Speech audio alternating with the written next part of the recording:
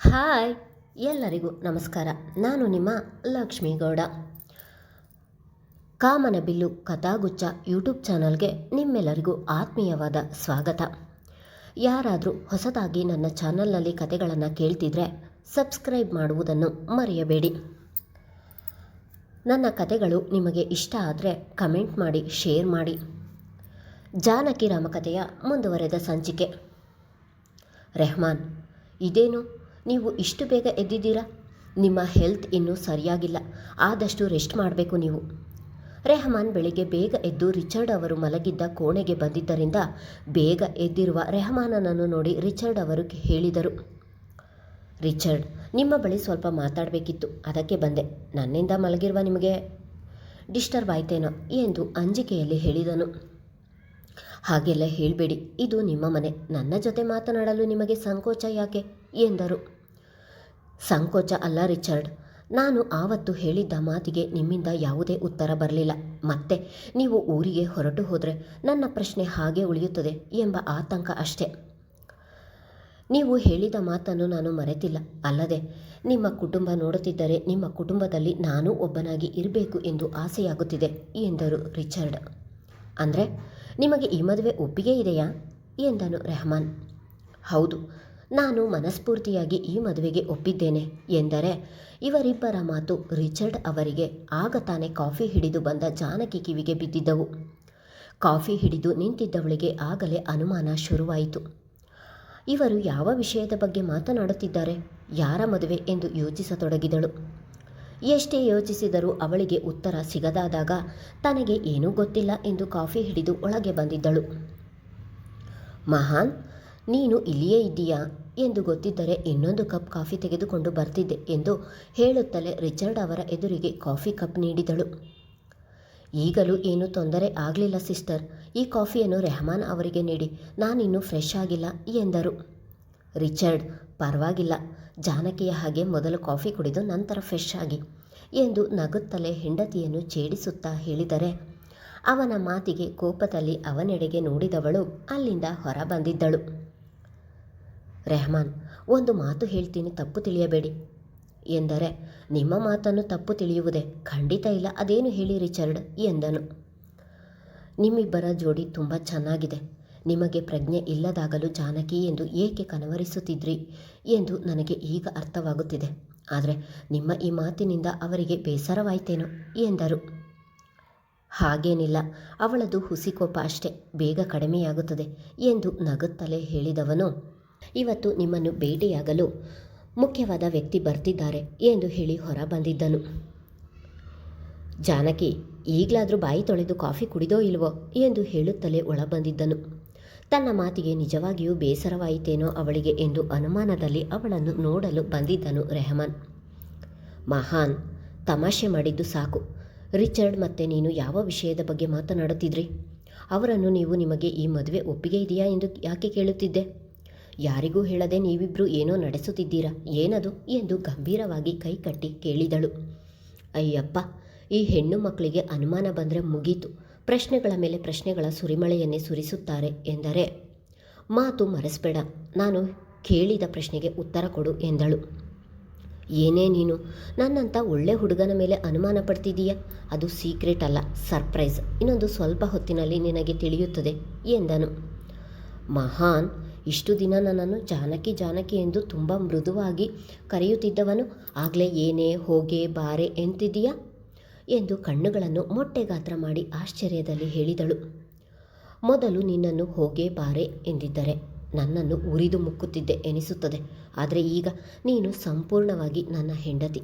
ನಿನ್ನನ್ನು ಹೋಗೆ ಬಾರೆ ಎನ್ನದೆ ಪಕ್ಕದ ಮನೆಯವರನ್ನು ಹಾಗೆ ಕರೆಯಲು ಆಗುತ್ತದಾ ಎಂದು ಅವಳ ನಡುವನ್ನು ಹಿಡಿದು ತನ್ನ ಅತಿ ಸಮೀಪಕ್ಕೆ ಎಳೆದುಕೊಂಡಿದ್ದನು. ಅವನು ಎಳೆದ ರಭಸಕ್ಕೆ ಅವನ ಎದೆಗೆ ಒರಗಿದವಳು, ನಾನು ನೋಡಿದರೆ ನಿನ್ನನ್ನು ಹೋಗಿ ಬನ್ನಿ ಎಂದು ಕರೆಯಬೇಕು ಎಂದು ಅಭ್ಯಾಸ ಮಾಡಿಕೊಳ್ಳುತ್ತಿದ್ದೇನೆ. ಆದರೆ ನೀನು ನೋಡಿದರೆ ಹೋಗೆ ಬಾರೆ ಅಂತೀಯ, ಇದು ಮೋಸ ಅಲ್ವಾ ಎಂದು ಮುಖ ಊದಿಸಿದಳು. ಅಮ್ಮ ತಾಯಿ, ನೀನು ನನ್ನನ್ನು ಹೇಗೆ ಬೇಕಾದರೂ ಕರಿ, ಆದರೆ ಹೋಗಿ ಬನ್ನಿ ಅಂತ ಮಾತ್ರ ಕರಿಬೇಡ. ನೀನು ಆವತ್ತು ನಿಮ್ಮ ಮನೆಯಲ್ಲಿ ಕರೆದಾಗ ಹೇಳೋಣ ಅಂದುಕೊಂಡೆ, ಆದರೆ ಸಮಯ ಸಿಗಲಿಲ್ಲ. ನೀನು ಹೋಗಿ ಬನ್ನಿ ಎಂದರೆ ನನಗೆ ಬೇರೆ ಯಾರೋ ಮಾತನಾಡಿಸಿದ ಹಾಗೆ ಆಗುತ್ತೆ. ನೀನು ಯಾವಾಗಲೂ ನನ್ನನ್ನು ಹೋಗು ಬಾ ಎಂದು ಜೋರು ಮಾಡಿದರೆ ಚೆನ್ನ ಎಂದು ಅವಳ ಹಿಡಿತವನ್ನು ಬಿಗಿ ಮಾಡುತ್ತಲೇ ಹೇಳಿದರೆ, ಮಹಾನ್, ನೀನು ಮರಳಿ ಬಂದ ಮೇಲೆ ತುಂಬ ಬದಲಾಗಿದ್ದೀಯಾ ಎಂದು ಅವನ ಹಿಡಿತಕ್ಕೆ ಬೆದರುತ್ತಲೇ ಹೇಳಿದಳು. ಹೌದಾ, ಯಾವ ರೀತಿ ಬದಲಾಗಿದ್ದೀನಿ ಎಂದು ನಗುತ್ತಾ ಹೇಳಿದರೆ, ಅಂದರೆ ಮೊದಲು ನನ್ನಿಂದ ದೂರ ನಿಂತು ಮಾತಾಡ್ತಿದ್ದೆ, ಆದರೆ ಈಗ ಮಾತೆತ್ತಿದ್ರೆ ಹೀಗೆ ಹತ್ರಕ್ಕೆ ಎಳೆದುಕೊಂಡು ನನ್ನನ್ನು ತಬ್ಬಿ ಮಾತನಾಡುತ್ತೀಯಾ ಎಂದಳು. ಅವಳ ಮಾತಿಗೆ ನಕ್ಕವನು, ಮದುವೆಯಾಗಿ ಇಷ್ಟು ತಿಂಗಳಾದರೂ ಇನ್ನೂ ಬ್ರಹ್ಮಚಾರಿಯಾಗಿದ್ದೇನೆ, ಮುಂದಕ್ಕೂ ಹಾಗೆ ಇರಬೇಕು ಎಂದು ಹೇಳುತ್ತಿದ್ದೀಯಾ ಎಂದರೆ, ನನ್ನ ಮಾತಿನ ಅರ್ಥ ಹಾಗಲ್ಲ ಎಂದು ನಾಚಿಕೆಯಲ್ಲಿಯೇ ತಲೆ ತಗ್ಗಿಸಿದಳು. ಅಷ್ಟರಲ್ಲಿ, ಅಣ್ಣ, ಚಿಕ್ಕಿ ತಿಂಡಿಗೆ ಕರೆಯುತ್ತಿದ್ದಾರೆ ಎಂದು ಕೂಗುತ್ತಲೇ ಒಳ ಬಂದಿದ್ದಳು ದಾನಿಯಾ. ರೆಹಮಾನ್ ಜಾನಕಿಯನ್ನು ಹಿಡಿದು ನಿಂತಿರುವುದನ್ನು ನೋಡಿದವಳು ಒಡನೆಯೇ ಬೇರೆಡೆಗೆ ತಿರುಗಿ, ಅಯ್ಯೋ ನಾನೇನು ನೋಡಿಲ್ಲ ಎಂದು ಕೂಗುತ್ತಲೇ ಹೊರ ಓಡಿದಳು. ದಾನಿಯಾಳನ್ನು ಅಲ್ಲಿ ನೋಡಿ ನಾಚಿಕೆಯಾದಂತಾಗಿ, ನಿನ್ನಿಂದ ಹೇಗಾಯಿತು ನೋಡು, ಪಾಪ ದಾನಿಯ ಓಡಿದಳು, ಏನೆಂದುಕೊಂಡಳೋ ಏನೋ ಎಂದು ಮಹಾನನಿಗೆ ಗದರಿ ಕೆಳಗೆ ಬಂದಿದ್ದಳು. ಜಾನಕಿ ಹೋದ ತಲೆ ನೋಡಿ ತಲೆ ಕೂದಲಿನಲ್ಲಿ ಕೈ ಆಡಿಸುತ್ತಲೇ ಮುಗುಳು ನಕ್ಕಿದ್ದನು. ನಿಮ್ಮೆಲ್ರಿಗೂ ಒಂದು ವಿಚಾರ ಹೇಳಬೇಕು, ಡೈನಿಂಗ್ ಟೇಬಲ್ ಮೇಲೆ ತಿಂಡಿ ತಿನ್ನುತ್ತಲೇ ಹೇಳಿದರು ರಿಚರ್ಡ್. ಅದೇನು ಹೇಳು ರಿಚರ್ಡ್ ಎಂದು ಅವರ ಪಕ್ಕ ಕುಳಿತಿದ್ದ ಅಬ್ದುಲ್ ಅವರು ಹೇಳಿದರೆ, ಅಂಕಲ್, ನಿಮ್ಮ ಮಗಳು ದಾನಿಯಾಳನ್ನು ನೋಡಿದರೆ ನನ್ನ ತಂಗಿಯನ್ನು ನೋಡಿದ ಹಾಗೆ ಆಗುತ್ತದೆ. 5 ವರ್ಷದ ಹಿಂದೆ ಕಾರ್ ಆಕ್ಸಿಡೆಂಟ್ನಲ್ಲಿ ನನ್ನ ತಂದೆ ತಾಯಿ ತಂಗಿ ಮೂವರು ತೀರಿ ಹೋದರು. ಇಲ್ಲಿಗೆ ಬಂದ ಮೇಲೆ ದಾನಿಯಾಳನ್ನು ನೋಡಿದರೆ ನನ್ನ ತಂಗಿಯನ್ನು ನೋಡಿದ ಹಾಗೆ ಆಗುತ್ತದೆ. ನನ್ನ ತಂಗಿ ಹೆಚ್ಚು ಕಡಿಮೆ ಹೀಗೆ ಇದ್ದಳು ನೋಡಿ ಎಂದು ತನ್ನ ಮೊಬೈಲ್ನಲ್ಲಿ ಇದ್ದ ಫೋಟೋ ಎಲ್ಲರಿಗೂ ತೋರಿಸಿದರು. ಎಲ್ಲರಿಗೂ ರಿಚರ್ಡ್ ಹೇಳಿದ ವಿಚಾರವನ್ನು ಕೇಳಿ ಬಹಳವೇ ಬೇಸರವಾಗಿತ್ತು. ದಾನಿಯಾಳಿಗಂತೂ ಅವಳ ಮೇಲೆ ಅವಳಿಗೆ ಬೇಸರದ ಜೊತೆಗೆ ಕೋಪ ಕೂಡ ಬರುತ್ತಿತ್ತು. ಮಾತನಾಡಬೇಕು ಎಂದಾಗ ನನಗೆ ಮಾತನಾಡಲು ಇಷ್ಟ ಇಲ್ಲ ಎಂದು ಮುಖಕ್ಕೆ ಹೊಡೆದ ಹಾಗೆ ಹೇಳಿದಳು. ಅದನ್ನು ನೆನೆದವಳಿಗೆ ಅವಳ ಕಣ್ಣು ಕೂಡ ತುಂಬಿದವು. ಸಮಾಧಾನದಲ್ಲಿ ಅವರ ಮಾತು ಕೇಳಿದಿದ್ದರೆ ಎಲ್ಲ ತಿಳಿಯುತ್ತಿತ್ತು. ಅವರು ನನ್ನನ್ನು ನೋಡುವ ರೀತಿ ನೋಡಿ ನಾನೇ ತಪ್ಪು ಅರ್ಥ ಮಾಡಿಕೊಂಡು ಅವರನ್ನು ತಪ್ಪು ತಿಳಿದೆ ಎಂದು ಪಶ್ಚಾತ್ತಾಪದಲ್ಲಿ ನೊಂದು ಹೋಗುತ್ತಿದ್ದಳು. ನನ್ನವರು ಎಂದು ಪ್ರೀತಿಸಿದ ಜೀವ ಒಬ್ಬರು ಉಳಿಯದೆ ಎಲ್ಲರೂ ನನ್ನನ್ನು ಅನಾಥರನ್ನಾಗಿ ಮಾಡಿ ಬಿಟ್ಟು ಹೋದರು. ಅಂದಿನಿಂದ ಪ್ರಕೃತಿಯನ್ನು ಪ್ರೀತಿಸಲು ಶುರು ಮಾಡಿದೆ. ಪ್ರಾಣಿ, ಪಕ್ಷಿ, ಪ್ರಕೃತಿ ಇವೇ ನನ್ನ ಸಂಬಂಧಿಕರಾದರು ಎಂದು ರಿಚರ್ಡ್ ಹೇಳುತ್ತಿದ್ದರೆ ಅವರ ಕಣ್ಣಿನ ತುದಿಯಲ್ಲಿ ನೀರು ಜಿನುಗಿತು. ಯಾಕಪ್ಪ ಅನಾಥ ಎಂದು ಹೇಳ್ತೀಯ? ನನ್ನ ಮಗನನ್ನು ಉಳಿಸಿ ನಮ್ಮ ಮನೆಯನ್ನು ಬೆಳಕು ಮಾಡಿದ ನೀನು ಅದು ಹೇಗೆ ಅನಾಥ ಆಗ್ತೀಯ? ನೀನು ಕೂಡ ನಮ್ಮ ಮಗ ಇದ್ದ ಹಾಗೆ ಎಂದರು ಫಾತಿಮಾ. ಅಣ್ಣ, ನಿಮ್ಮ ತಂಗಿ ಸತ್ತಿಲ್ಲ ಎಂದು ತಿಳಿದುಕೊಳ್ಳಿ, ನಾನೇ ನಿಮ್ಮ ತಂಗಿ. ನೀವು ನಿನ್ನೆ ಮಾತನಾಡಬೇಕು ಎಂದು ಹೇಳಿದ್ರಿ. ಈ ವಿಷಯ ಎಂದು ತಿಳಿಯದೆ ನನಗೆ ಇಷ್ಟ ಇಲ್ಲ ಎಂದೆ. ದಯವಿಟ್ಟು ನನ್ನನ್ನು ಕ್ಷಮಿಸಿ ಎಂದು ಎಲ್ಲರ ಮುಂದೆಯೂ ಕ್ಷಮೆ ಕೇಳಿದಳು ದಾನಿಯಾ. ನಾನು ಅಷ್ಟಾಗಿ ಅವರೆಲ್ಲರನ್ನು ನೆನೆಸಿಕೊಂಡು ನೊಂದುಕೊಳ್ಳುವುದಿಲ್ಲ, ಆದರೆ ನಿನ್ನೆ ದಾನಿಯಾಳನ್ನು ನೋಡಿದಾಗಿನಿಂದ ನನ್ನ ತಂಗಿಯ ನೆನಪು ಬಹಳವೇ ಕಾಡುತ್ತಿದೆ ಎಂದನು. ರಿಚರ್ಡ್ ಅಣ್ಣ, ದೇವರು ನಿಮ್ಮ ಒಬ್ಬಳು ತಂಗಿಯನ್ನು ಕಿತ್ತುಕೊಂಡು ಈಗ 2 ತಂಗಿಯರನ್ನು ನೀಡಿದ್ದಾರೆ. ನಾನು ಕೂಡ ನಿಮ್ಮ ತಂಗಿ ಎಂದು ತಿಳಿಯಿರಿ. ಜೊತೆಯಲ್ಲಿ ಇದ್ದವರು ಒಡನೆ ಒಂದು ದಿನ ನಮ್ಮನ್ನು ಬಿಟ್ಟು ಹೋದರೆ ನಮಗೆ ಎಷ್ಟು ನೋವಾಗುತ್ತದೆ ಎಂದು ನನಗೂ ಗೊತ್ತು. ನಾನು ಅದನ್ನು ಇವರು ಇಲ್ಲದಿದ್ದಾಗ ಅನುಭವಿಸಿದ್ದೇನೆ. ಸಮಾಧಾನ ಮಾಡಿಕೊಳ್ಳಿ ಎಂದು ಹೇಳುವುದು ಸುಲಭ, ಆದರೆ ನಮಗೆ ನಾವೇ ಸಮಾಧಾನ ಮಾಡಿಕೊಳ್ಳುವುದು ಬಹಳವೇ ಕಷ್ಟ. ಹಾಗಂತ ಹೋದವರನ್ನು ನೆನೆದು ಕೂರಲು ಆಗುವುದಿಲ್ಲ. ಇನ್ನೊಂದು ಹಾದಿಯಲ್ಲಿ ನಮ್ಮ ಜೀವನವನ್ನು ಸಾಗಿಸುತ್ತಲೇ ಹೋಗಬೇಕು ಎಂದಳು ಜಾನಕಿ. ಅಷ್ಟರಲ್ಲಿ ಜಾನಕಿ ಎಂದು ಕೂಗುತ್ತಲೇ ಒಳಗೆ ಲೀನಾ ಮತ್ತು ಡೇವಿಡ್ ಅವರು ಕೂಡ ಬಂದಿದ್ದರು. ಜಾನಕಿಗಿಂತ ಮೊದಲೇ ಅವರಿಬ್ಬರನ್ನು ಅಲ್ಲಿ ನೋಡಿ ಖುಷಿಯಾದವನು ಒಡನೆ ತಿಂಡಿಯಿಂದ ಎದ್ದು ಅವರ ಬಳಿಗೆ ಹೋಗಿ, ಅಂಕಲ್ ಹೇಗಿದ್ದೀರಾ ಎಂದು ಅವರ ಕಾಲು ಮುಟ್ಟಿ ನಮಸ್ಕರಿಸಿದನು. ನನಗೆ ಏನಾಗಿದೆ ರೆಹಮಾನ್? ನಾನು ನಿನ್ನನ್ನು ಹೇಗಿದ್ದೀಯಾ ಎಂದು ಕೇಳಬೇಕು. ನಿನ್ನೆ ಬರಬೇಕಿತ್ತು, ಆದರೆ ಬರಲು ಆಗಲಿಲ್ಲ. ಅಷ್ಟರಲ್ಲಿ ನೀನು ಕರೆ ಮಾಡಿದೆ, ಹಾಗಾಗಿ ಇವತ್ತು ಬಂದೆವು ಎಂದರು ಡೇವಿಡ್ ಅವರು. ನಾನು ಚೆನ್ನಾಗಿದ್ದೀನಿ ಅಂಕಲ್, ಬನ್ನಿ ತಿಂಡಿ ಮಾಡಿ ಎಂದರೆ, ನಾವು ತಿಂಡಿ ತಿಂದು ಬಂದೆವು ಅಣ್ಣ ಎಂದಳು ಲೀನಾ. ನಿಮ್ಮನ್ನು ನೋಡಿ ಬಹಳ ಖುಷಿಯಾಗ್ತಿದೆ ಅಣ್ಣ.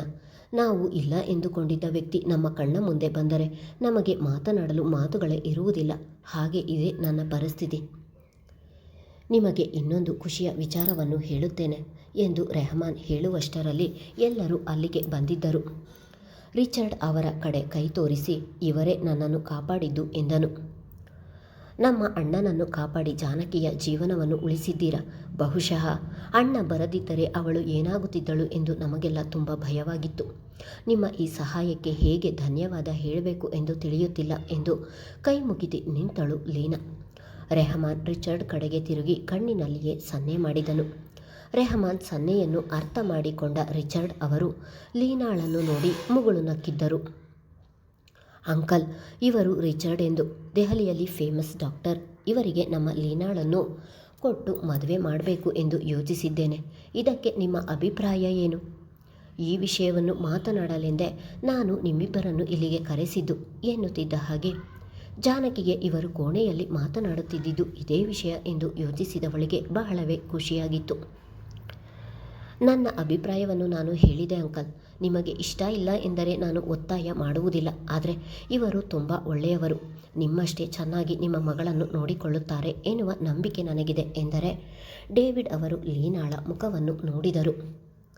ಮದುವೆಯಾಗು ಎಂದರೆ ಸಾಕು ಉರಿದು ಬೀಳುವ ಮಗಳು ಈಗಲೂ ಹಾಗೆ ಹೇಳುತ್ತಾಳೇನೋ ಎನ್ನುವ ಭಯ ಅವರಿಗೆ. ಲೀನಾಳ ಬಗ್ಗೆ ಮೊದಲೇ ತಿಳಿದಿದ್ದ ರೆಹಮಾನ್ ಅವಳ ಬಳಿಗೆ ಹೋಗಿ ಅವಳ ಕೈ ಹಿಡಿದವನು, ಲೀನಾ, ನೀನು ಯಾಕೆ ಮದುವೆಯಾಗದೆ ಹಾಗೆ ಉಳಿದಿದ್ದೀಯಾ ಎಂದು ನಮ್ಮೆಲ್ಲರಿಗೂ ಈಗಾಗಲೇ ತಿಳಿದಿರುವ ವಿಷಯವೇ. ರಿಚರ್ಡ್ ಬಳಿ ನಾನು ಈ ವಿಷಯವಾಗಿ ಮೊದಲೇ ಮಾತನಾಡಿದ್ದೇನೆ. ಅವರು ಅಂಕಲ್ನನ್ನು ಕೂಡ ದೆಹಲಿಗೆ ಕರೆದುಕೊಂಡು ಹೋಗಲು ನಿರ್ಧಾರ ಮಾಡಿದ್ದಾರೆ. ಈ 5 ವರ್ಷಗಳ ಹಿಂದೆ ಅವರ ಇಡೀ ಕುಟುಂಬ ಅಪಘಾತದಲ್ಲಿ ತೀರಿ ಹೋಗಿದೆ. ಈಗ ಅವರು ಒಂಟಿಯಾಗಿ ಜೀವನ ಮಾಡುತ್ತಿದ್ದಾರೆ. ಹೀಗಿದ್ದಾಗ ಅಂಕಲ್ನನ್ನು ಕೂಡ ಅವರು ತುಂಬ ಚೆನ್ನಾಗಿ ನೋಡಿಕೊಳ್ಳುತ್ತಾರೆ. ಅದೊಂದು ಯೋಚನೆಯನ್ನು ಬಿಟ್ಟು ನಿನಗೆ ಈ ಮದುವೆ ಒಪ್ಪಿಗೆ ಇದೆಯಾ ಎಂದು ಹೇಳು ಎಂದನು. ರಿಚರ್ಡ್ ಅವರ ಮನೆಯಲ್ಲಿದ್ದಾಗ ರೆಹಮಾನನಿಗೆ ಪ್ರಜ್ಞೆ ಬಂದು ರಿಚರ್ಡ್ ಅವರ ಸರಳತೆ, ವ್ಯಕ್ತಿತ್ವ ಎಲ್ಲವನ್ನು ನೋಡಿದವನು ಇವರಿಗೆ ಲೀನಾಳನ್ನು ಕೊಟ್ಟು ಮದುವೆ ಮಾಡಲೇಬೇಕು ಎಂದು ಯೋಚಿಸಿ ಈ ವಿಚಾರವನ್ನು ಸಹ ಅವರಿಗೆ ಹೇಳಿ ಕರೆದುಕೊಂಡು ಬಂದಿದ್ದನು. ಅಣ್ಣ, ಅವರು ಒಳ್ಳೆಯವರಾಗಿರುವುದಕ್ಕೆ ನಿಮ್ಮನ್ನು ಕಾಪಾಡಿದ್ದಾರೆ. ಅಲ್ಲದೆ ನನಗೆ ನಿಮ್ಮ ಮೇಲೆ ನಂಬಿಕೆ ಇದೆ. ಅಷ್ಟು ಸಾಕು. ನಿಮಗೋಸ್ಕರ, ನೀವು ಬದುಕಿ ಬಂದಿರುವ ಖುಷಿಗೋಸ್ಕರ, ನನ್ನ ಅಪ್ಪನಿಗೋಸ್ಕರ ನೀವು ತೋರಿಸಿದವರನ್ನೇ ನಾನು ಮದುವೆಯಾಗುತ್ತೇನೆ ಎಂದು ಹೇಳಿದ ಲೀನಾ ಮಾತಿಗೆ ಅಲ್ಲಿದ್ದವರೆಲ್ಲ ಮುಖವರಳಿತು. ಆದರೆ ಇಷ್ಟು ವರ್ಷ ಮದುವೆ ಬೇಡ ಎನ್ನುತ್ತಿದ್ದ ಮಗಳು ಈಗ ಮದುವೆಗೆ ಒಪ್ಪಿದ ಖುಷಿಗೆ ಡೇವಿಡ್ ಅವರ ಕಣ್ಣಲ್ಲಿ ನೀರು ತುಂಬಿದವು. ಮುಂದುವರಿಯುವುದು. ಧನ್ಯವಾದಗಳು.